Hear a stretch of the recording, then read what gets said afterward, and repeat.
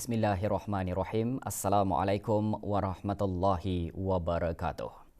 Musabakah membaca Al-Quran bahagian dewasa peringkat akhir kebangsaan tahun 1443 Hijrah bersamaan 2022 Masihi diteruskan malam tadi di Dewan Plenari Pusat Persidangan Antarabangsa Berakas. Berangkat ke majlis tersebut, Duli Yang Teramat Mulia Paduka Seri Pengiran Muda Abdul Malik Ibni Kebawah Duli Yang Maha Mulia Paduka Seri Baginda Sultan Haji Hassanal Bolkiah Muizzuddin Wad Daulah. 6 lagi peserta memperdengarkan bacaan masing-masing pada malam kedua. Keberangkatan Duli Yang Teramat Mulia dijunjung oleh Yang Amat Mulia Pengiran Indra Setia Diraja Sahibul Karib, Pengiran Anak Haji Idris bin Pengiran Maharaja Lela Pengiran Muda Abdul Kahar yang di-Pertua Adat Istiadat Negara. Yang berhormat Pihin Udana Khatib Datuk Paduka Seri Setia Ustaz Haji Awang Badaruddin bin Pengarah Datuk Paduka Haji Awang Othman, Menteri Hal Ehwal Ugama serta ahli-ahli jawatan kuasa tertinggi musabakah. Bacaan surah Al-Fatihah dipimpin oleh Yang Dimuliakan Pihin Orang Kaya Paduka Setia Raja Datuk Paduka Seri Setia Haji Awang Suhaili bin Haji Mohidin.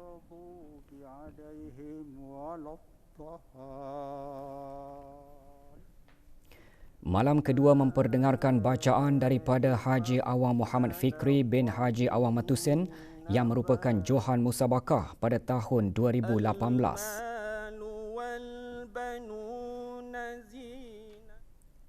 Seterusnya, Dayang Siti Zahrina binti Haji Abdul Wahab yang pernah menduduki tempat ketiga musabakah membaca Al-Quran bahagian dewasa peringkat akhir kebangsaan pada tahun 2020.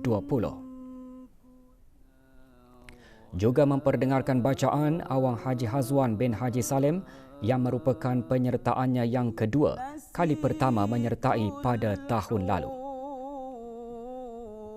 Seterusnya, Dayang Hajah Nur Hafizah binti Haji Hasan yang merupakan penyertaannya untuk kali ketiga, kali pertama menyertai musabakah pada tahun 2018. Ini diikuti oleh Awang Muhammad Zul Hafiz bin Awang Tengah yang merupakan Johan Musabakah Tilawatil Quran dewasa peringkat akhir kebangsaan tahun lalu.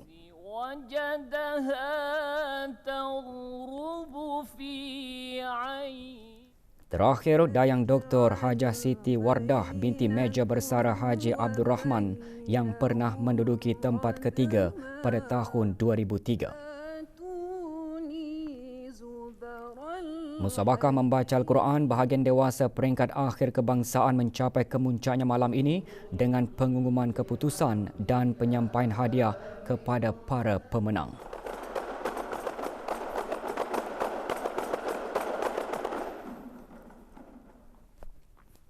Status harian normal baharu COVID-19, 1 kes dalam kategori 5, sementara 4 kes kini berada dalam kategori 4 iaitu memerlukan bantuan oksigen dan di bawah pemantauan rapi. Kementerian Kesihatan juga memaklumkan 189 kes sembuh kemarin.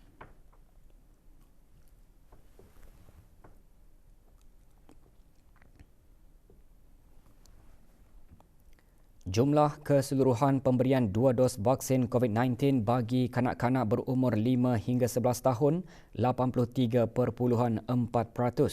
Bagi remaja berumur 12 hingga 17 tahun yang mendapat 3 dos vaksin, 57.9%. Manakala liputan bagi rakyat dan penduduk negara ini yang mendapatkan 3 dos vaksin, 77.3%.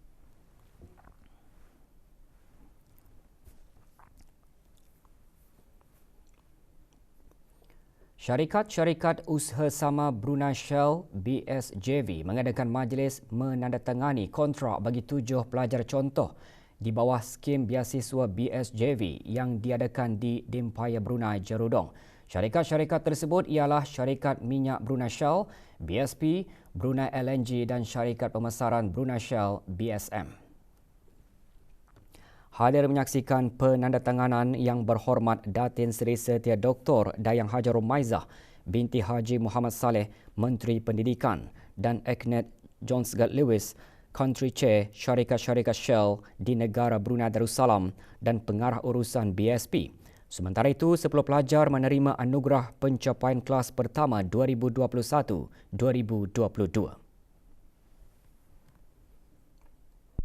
And hopefully I can learn the ways and the proper and itulah yang lurus from the senior engineers lah. And hopefully boleh apply to my knowledge macam ni. I really hope that I can contribute to BSP because with that I can contribute more to our country itself. Kerajaan ke bawah Dulia Maha Mulia, industri dan masyarakat berhubung kait rapat dalam ekosistem ekonomi digital. Ini hanya dicapai dengan pendekatan Whole of Nation dengan penglibatan dan komitmen penuh dari semua pihak sama ada kerajaan, industri dan masyarakat. Menteri Pengangkutan dan Info Komunikasi menyatakan perkara tersebut semasa Forum Ekonomi Digital yang dianjurkan oleh Majlis Penasihat Perniagaan ASEAN dan APEC dengan kerjasama Kementerian Kewangan dan Ekonomi dengan rakan kongsi Bank Baiduri. Darussalam Enterprise, Universiti Brunei Darussalam, CSPS, Diraja Brunei, Radio Television Brunei, Borneo Bulletin dan Media Permata juga terlibat dalam program tersebut. Yang Berhormat Pengiran Datuk Seri Setia Syamhari bin Pengiran Datuk Paduka Haji Mustafa dalam ucap tamanya juga menekankan melalui pelaksanaan peralihan digital negara Brunei Darussalam, wawasan ekonomi digital boleh menjadi kenyataan bagi perkembangan kemampanan ekonomi dan kebajikan sosial. Therefore, I'm quite pleased and encouraged to see more industry-driven initiatives that can drive and support digitalization, with government playing a facilitating role. Industries can drive this digital transformation at a more independent and faster pace, thus making it crucial that we support one another in moving forward towards becoming a smart nation through digital transformation.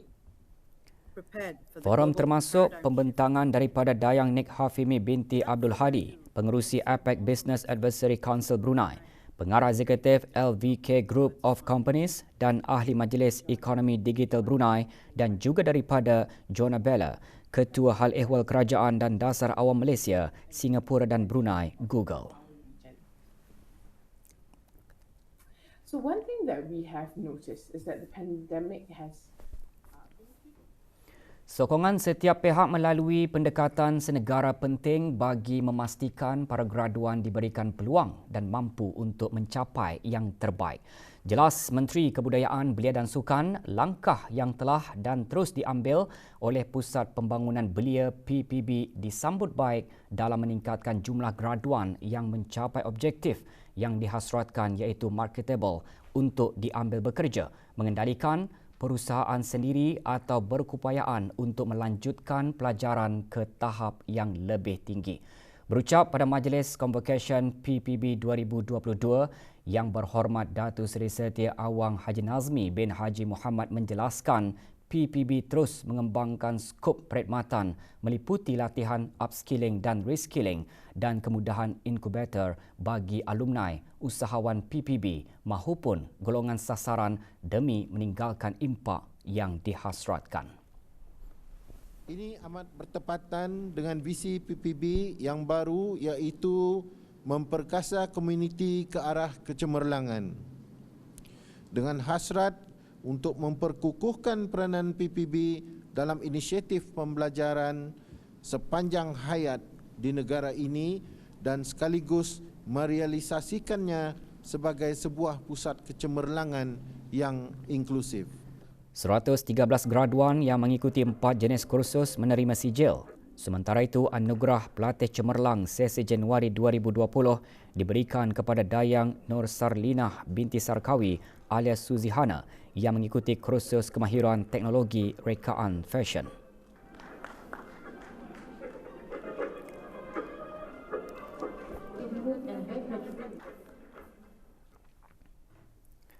Negara Brunei Darussalam telah menyertai deklarasi kerjasama DOC di antara OPEC dan negara-negara bukan pengeluar minyak OPEC sejak penubuhannya pada Disember 2016 dalam mengiktiraf keperluan bagi kerjasama bersama negara-negara pengeksport minyak bagi mencapai kestabilan berpanjangan dalam pasaran minyak. Negara juga menyaksikan impak positif DOC dalam memastikan kestabilan pasaran minyak. Dalam hal ini, negara Brunei Darussalam akan menyokong usaha DOC dalam terus menstabilkan pasaran minyak, terutama dalam berdepan waktu ketidakpastian dan pergolakan. Negara juga mengesahkan komitmennya kepada mengukuhkan kerjasama tersebut dalam mengekalkan pasaran minyak stabil.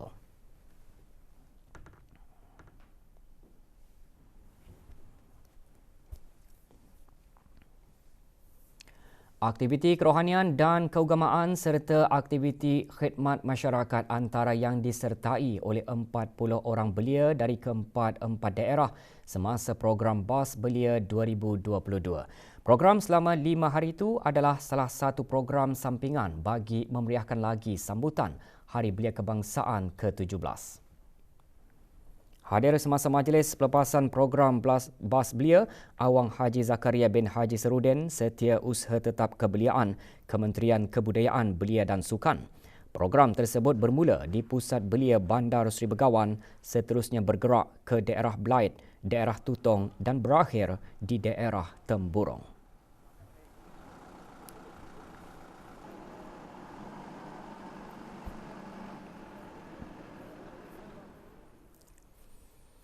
Bersempena ulang tahun ke-30 hubungan diplomatik antara Republik Sosialis Vietnam dan negara Brunei Darussalam, Kedutaan Republik Sosialis Vietnam di negara ini akan menganjurkan pameran perdagangan, kebudayaan, makanan dan kesenian Vietnam Brunei untuk meningkatkan lagi peluang kerjasama antara para perniagaan dari kedua-dua belah pihak selain mempromosi budaya dan pertukaran rakyat antara kedua-dua negara. Acara akan berlangsung dari 7 hingga 11 September 2022 di The Mall Gadong. Semasa sidang media kemarin, Tuan Yang Terutama Tran Van Quoc, Duta Besar Istimewa dan Mutlak Republik Sosialis Vietnam ke negara ini mengongsikan pameran akan melibatkan 28 buah gerai mewakili 70 buah perniagaan dari kedua-dua negara. Pameran akan bermula pukul 10 pagi hingga 10 malam dan akan turut diisi dengan pelbagai aktiviti.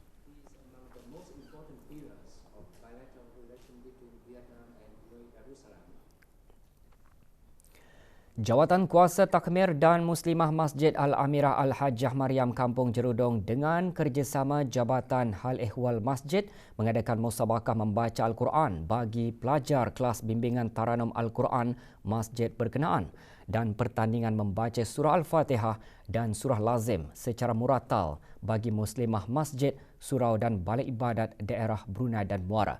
Acara diadakan bersempena sambutan ulang tahun Hari Keputeraan ke bawah Duli Yang Maha Mulia Paduka Seri Baginda Sultan dan Yang di-Pertuan Negara Brunei Darussalam yang ke-76. Awang Haji Saiful Bahrain bin Haji Muhammad Yusof muncul juara kategori lelaki dan Dayang Hajah Nur Hayati binti Awang Haji Ahmad bagi kategori perempuan. Manakala Dayang Madiah binti Lias juara bagi pertandingan membaca surah Al-Fatihah dan surah Lazim secara muratal bagi Muslimah Masjid, surau dan balai ibadat. Penyampaian hadiah disempurnakan oleh Awang Haji Amir Hisham bin Haji Masri, pemangku pengarah Hal Ehwal Masjid.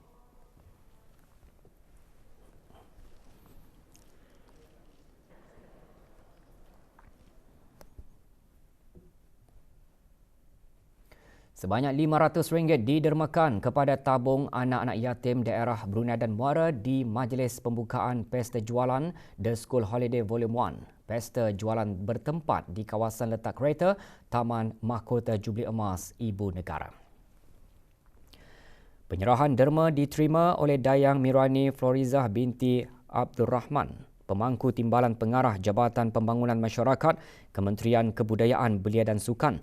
Lebih 40 peniaga tempatan menyertai pesta jualan, merangkumi makanan, pakaian dan aksesori. Aktiviti kanak-kanak serta pameran reptilia juga diadakan. Pesta dibuka bagi kunjungan orang ramai sehingga 4 September bermula pukul 2 petang hingga 10 malam.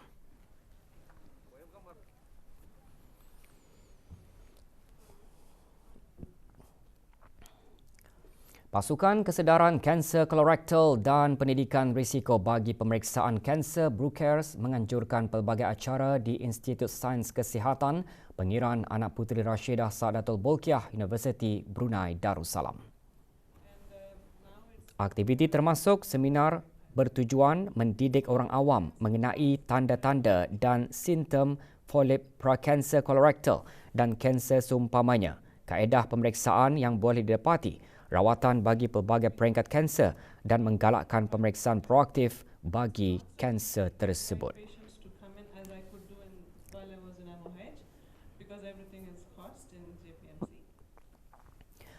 Pemeriksaan bersepadu yang dijalankan oleh Jabatan Perancangan Ekonomi dan Statistik melalui Jabatan Hal Ehwal Pengguna bersama Unit Sukatan dan Timbangan SDT bahagian industri dan ekosistem perniagaan di bawah Kementerian Kewangan dan Ekonomi mendapati sebuah premis perniagaan menjual melebihi harga maksimum yang ditetapkan dan 6 bangku pasar didapati belum mendaftarkan alat timbangan. Kompaun RM500 dikenakan ke atas Hidayah Haris Enterprise atas kesalahan menjual melebihi harga maksimum yang ditetapkan bagi beberapa produk minyak masak. Manakala 6 notis penyitaan dikeluarkan ke atas pemilik alat timbangan di Pasar Jerudong dan Pasar Tani Selayun kerana tidak mematuhi Akta Sukatan dan Timbangan 1983 Penggal 151. Beberapa bangku pasar juga diarahkan untuk sentiasa memaparkan tanda harga bagi barangan yang dijual. Pemeriksaan bersepadu berkenaan dijalankan di Pasar Jerudong, Pasar Tani Selayun dan premis-premis perniagaan di sepanjang kawasan Jerudong.